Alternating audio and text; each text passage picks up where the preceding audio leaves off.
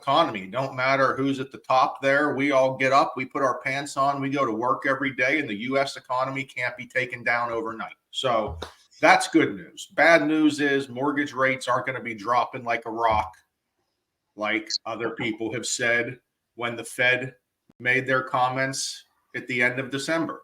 Fed Pow goes on 60 Minutes. We have a little bit of good economic news, and now you have 3-4 bad days of rates in a row, and things are trending towards 7. So a little bit of a crazy world. I think it just shows more and more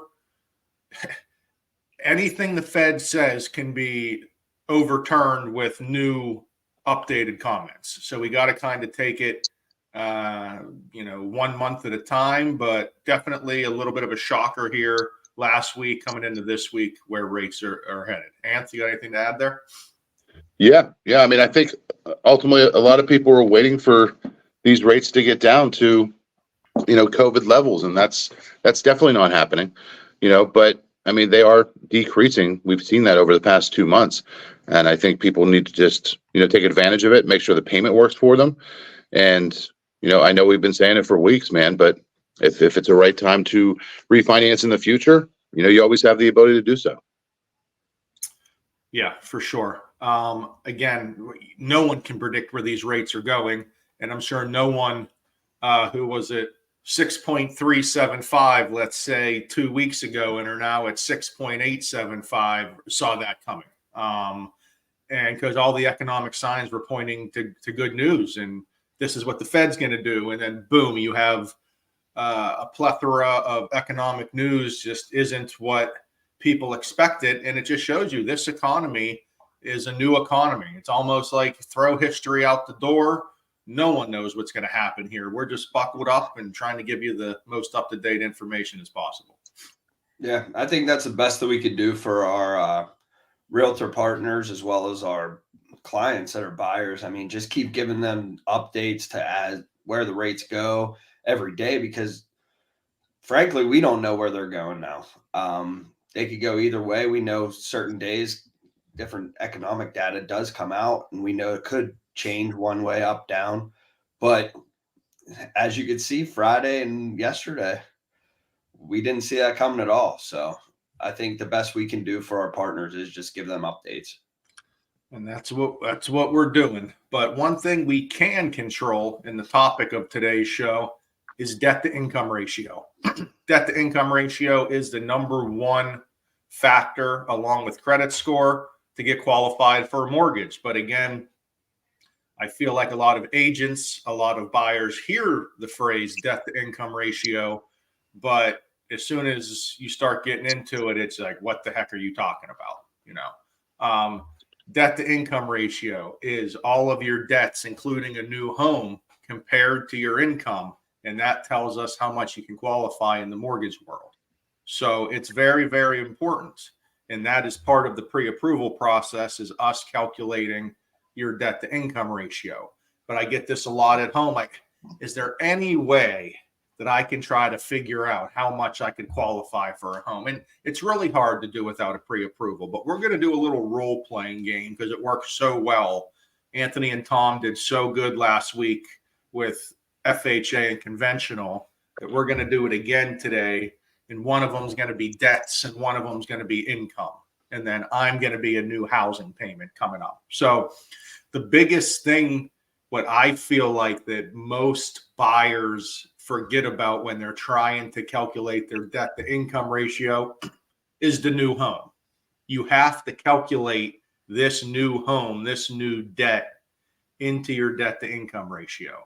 There was another big misconception is, well, now they've come back, but when student loans weren't being paid, hey, I'm not paying on those, so I don't have to count them.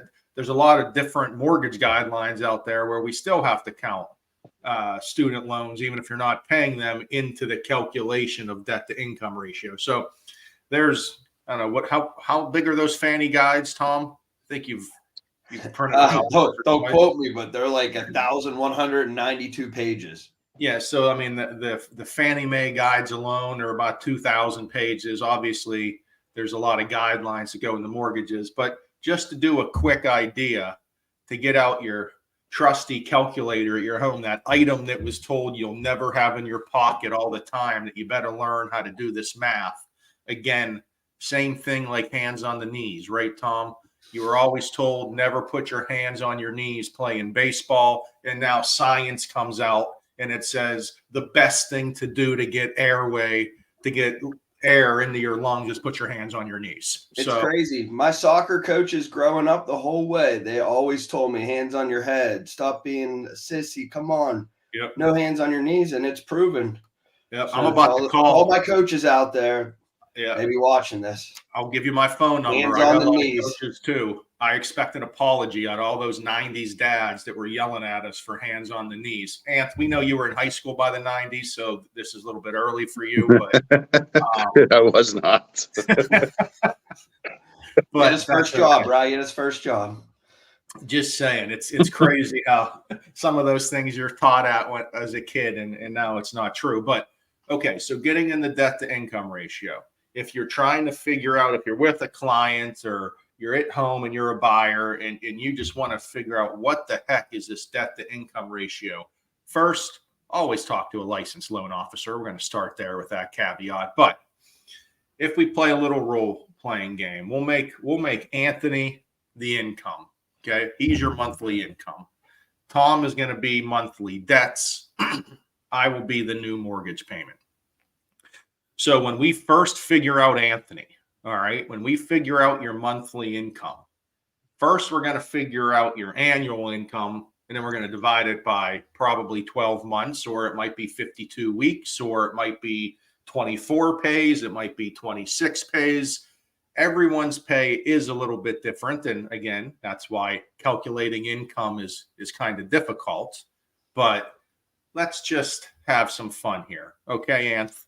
Let's just say, well, you tell me, what's your gross monthly income? And again, before tax monthly income. Tell me what we're working with here. Say 3,600. 3,600 a month. Anthony is bringing in pre-tax. All right. So we have that number there. So maybe Anthony's paid salary, right? He just divided his income divided by 12, boom, 3,600. Biggest misconception we get, buyers will put their net pay after tax. Fortunately, unfortunately, I don't know how you want to look at it. In the mortgage world, you use the pre-tax to gross income to qualify. All right. So we got our 3,600. Now, Mr. Debt, Tom, this is not a cell phone bill. This is not an electric bill. Tom is debts that you find on a credit report. This is going to be a credit card. This is going to be a car payment. This is going to be student loans, personal loans, anything that you applied for credit for. Now, also child support and alimony can feed into that as well. Also, child support and alimony, things like that are debts you pay every month. That's what we need to calculate here for your monthly debt. Biggest problem we get on the debt side. Someone will tell me, I got 10,000 in credit card debt. Frankly, I don't care how much you have total, right? I'm not a financial advisor. I need to know that monthly payment. And it's the minimum monthly payment. It's not what you're paying every month. It's that minimum monthly payment. That's what's used to calculate debt to income ratio.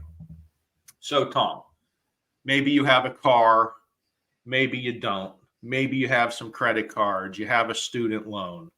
What is your monthly debt number? I have to pay $400 on my car. That's it? $200 on my student loans. Okay. And I got another $300 on 3 different credit cards that I have to pay a month, leaving me with or giving me $900 a month in total debts. Okay. There you go. $900 a month. Okay. So there you go. Now we're going to say, so we have 2 of the 3 parts of the transaction here. We have Anthony with his income of 3,600. We have the total debts of 900. Now let's say I want to buy a house it's a small, I'm not married. It's a small little house. I have no kids, just $1,000 a month, mortgage. That's all we're looking to do. So now I have to add, me and Tom are added together for my total debt of the 1,900. And now I do 1,900 divided by 3,600. And guess what, boys? We got a problem. That's a debt to income ratio of 52%. We may be able to get that approved, maybe a government, an FHA loan, but conventional, we're probably going to be capped at 50, sometimes 45%. So in this case, you would have trouble qualifying for this home if we were trying to qualify for that scenario. Now, again, someone may try to do this at home and they only calculate their current debt. They're going to say, I got $900 of debt. I make $3,600 a month. I can buy a house. I'm good. I have a 25% debt to income ratio.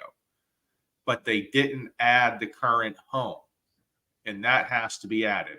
Also, on the flip side, if you own a current home and you don't want to sell first, I get it. It's hard to get a property contingent and sold, but you have to add your current mortgage debt and the new mortgage debt.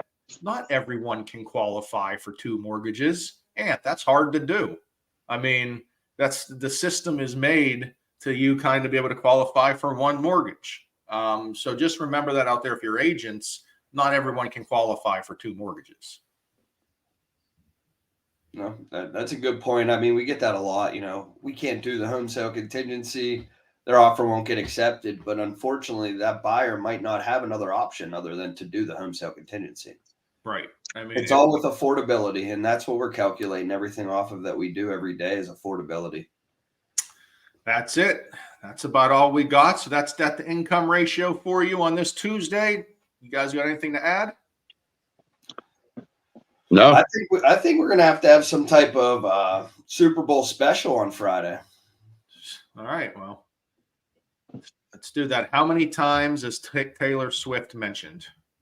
And maybe we can do some math because Taylor's going to be in Tokyo for a show. Mm-hmm. I believe the day before the Super Bowl. Yeah, she took off last night, headed there. Okay, I don't have a tracker on the plane. It is. I know. It's like a 12-hour difference. I don't know ahead or behind. She may be able to time travel to get to Las Vegas in time for the Super Bowl. I'm sure we'll have special reports on it. That's all I'm worried about. Will Taylor make it to Vegas for the Super Bowl? If she doesn't, NFL will have half the viewers. So NFL needs Taylor there so they can get their viewers up. All they need is the chance that she'll be there. You're right. They're expecting this to be by far the most viewed Super Bowl. So, well, there we go. See you guys Friday. See you guys.